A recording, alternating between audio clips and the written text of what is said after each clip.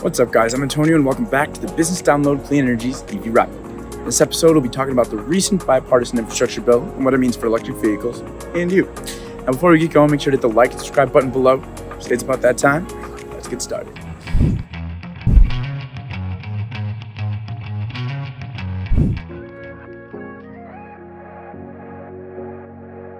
So it's called the infrastructure bill, isn't it? One of the key components of this package will be $73 billion to help American communities build a more robust and secure electric grid.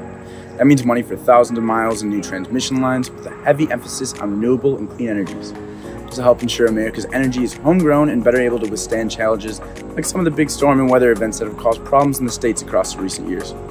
For EVs, this means that the country will be ready for more and more charging stations for the clean vehicle manufacturers selling out these days. Hello, F-150 Lightning. Speaking of charging stations, let's talk about it. The new infrastructure bill allocates $7.5 billion for electric vehicle charging stations with a focus on highways and routes that connect rural and disadvantaged communities, which are sometimes called charging deserts. This will be the first ever national investment in EV charging infrastructure in the U.S., with the building and installation of about 250,000 new public stations, up from 43,000 charging stations across the country today. That includes Tesla connectors joining, which are soon coming online to join the broader infrastructure highway. This should help Americans cure our range anxiety or the fear of running out of juice mid-trip. I mean, we're talking about more than all the Starbucks and McDonald's in America combined times 10.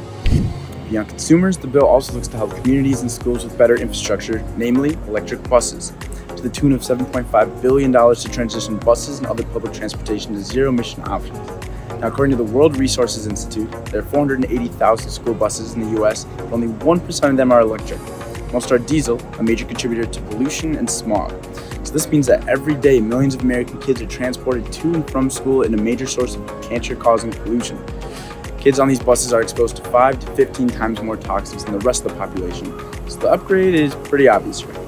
Now, the deal will deliver thousands of electric school buses nationwide, including in rural communities, helping school districts across the country buy clean, American-made, zero-emission buses. The future's here.